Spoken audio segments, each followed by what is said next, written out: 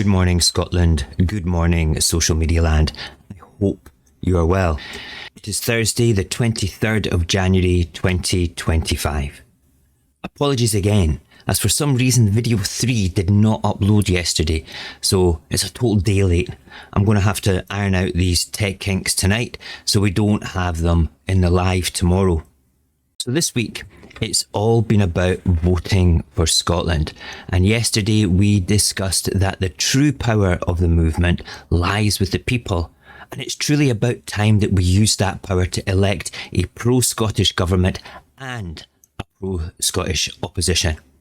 But how do we go about doing that, and what are the mechanics of it all? Well, we will be discussing that in great detail tomorrow on the live, and we're going to talk about it now as well briefly in context with the videos that we've made this week. Let me ask you this. What are we fighting for? Is it just politics? Is it independence? Or is it something much deeper? Something that ties us together as a nation? Scotland. Its identity, its culture and its future. That is what is at stake. We are not here to trade one set of politicians for another. This is about ensuring that Scotland's voice is heard and its interests are prioritised, and that decisions about Scotland are made right here by people who understand us. And yet, one of the greatest obstacles standing in our way is a lack of understanding of how our electoral system works and how it can be used to build the Holyrood that the Scotland needs right now. Our voting system, the additional member system, might seem complex, but it holds the key to unlocking Scotland's potential. The problem is, too many dismiss it as overly complicated or fall prey to the fringe narratives that confuse and distort its purpose. This lack of understanding has given Westminster Unionist parties a foothold in Scotland's future. If you don't understand how your vote works, you're effectively choosing them over a pro-Scottish Holyrood. Let's break this down.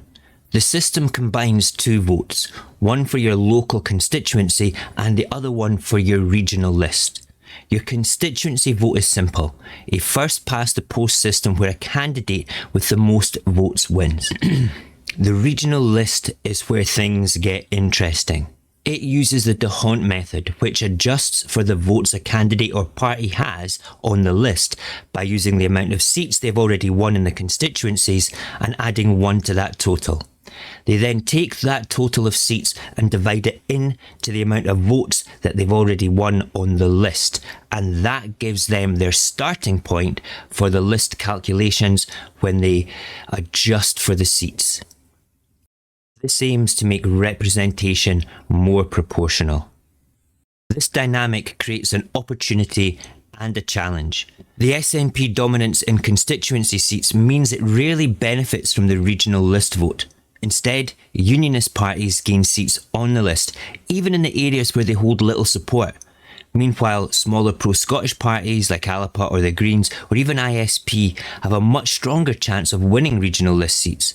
This is not a flaw in the system, it's a feature that we need to understand and use strategically.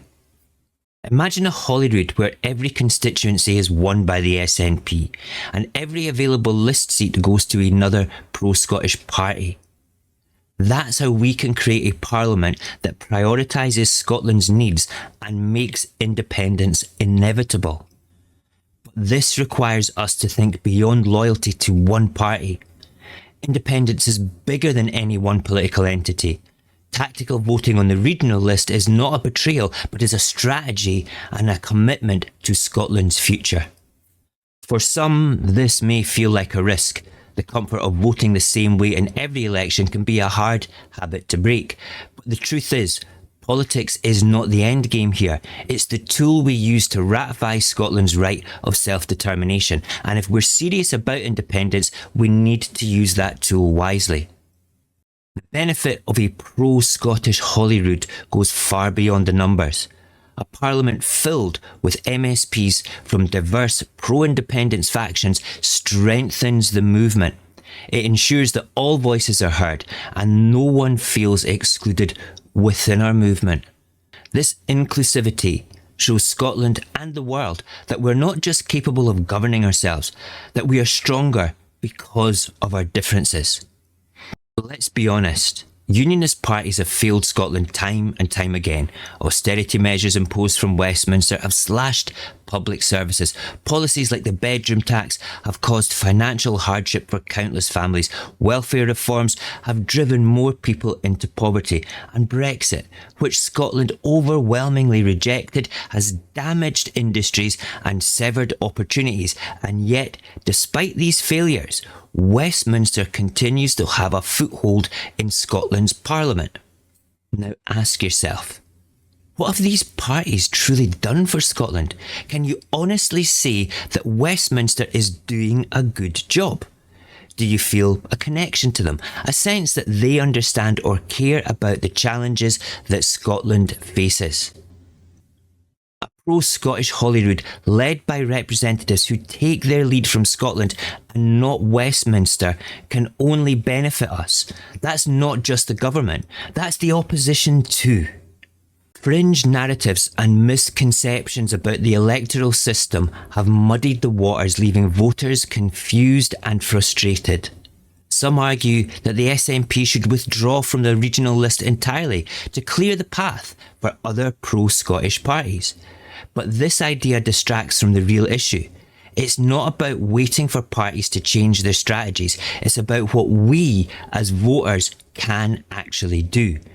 We understand how to use our second vote strategically. We unlock the full power of the system and vote for that pro-Scottish Holyrood. The additional member system gives us the tools to build the Holyrood Scotland needs, but tools are only effective when we know how to use them. This is not just about electing MSPs. It's about building a parliament that reflects Scotland's will and advances its interests. Independence is within reach, but only if we think strategically and act together. So I'm going to leave you with this question. Will you rise above party politics and take control of Scotland's future, or will you allow misunderstanding and complacency to hand power to Westminster? Voting for Scotland is not about parties or personalities. It's about building a Holyrood that reflects Scotland's voice and secures its destiny. This is about Scotland. It's not just about independence. It's not just about politics, but our collective future. A future where the choice to act is with you. There are so many arguments across Facebook groups about, I'm only voting for the SNP. Oh, I don't trust the wee parties. Or, you're silly to do that. You're just going to hand it to the unionists. Take a step back just now. You need to take a step back. Stop your arguing. Stop your debating. That does not help the situation. The facts are clear, utterly clear.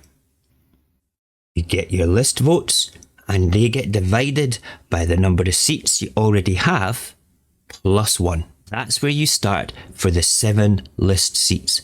In Glasgow 2021, it was round about 130,000 votes for the SNP. They already won all the constituency seats. So that was 9 plus 1. So their 130,000 was divided by 10 and took it down to 13,000. So all those good votes, all of them, went to waste. We didn't elect a single list MSP there. Now, if all those votes had gone to the Greens, to Alapa, to another party, it doesn't matter what they're called, it doesn't matter who they are just now. Just think of the potential. I did the calculations and it works out to be 4 extra MSPs. The Greens got 1 seat in Glasgow anyway, so they were part of that 4, right? But that reflects right across the whole of Scotland. On average, you're getting 4 extra pro-Scottish MSPs. So that works out to be 30, 31, 32 maximum extra pro-Scottish people in Holyrood. How is that a bad thing? How is that a bad thing? Because when you argue that you don't trust the wee parties like Alapa, and you don't trust the ISP, and you don't trust the Greens, or you don't trust any other small pro-Scottish parties, you're basically telling the whole movement that you trust the unionist parties more than your brothers and sisters in Scotland. That makes no sense to me at all.